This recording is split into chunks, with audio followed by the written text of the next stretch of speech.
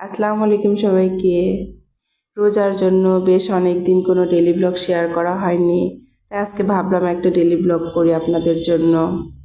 সকালে ঘুম থেকে উঠে অফিসে যাইতেছিলাম, আর রোজার দিন তো সকালে উঠে নাস্তা করার কোনো ব্যাপার থাকে না, এই জন্য ঝটপটে অফিসে চলে গেছি।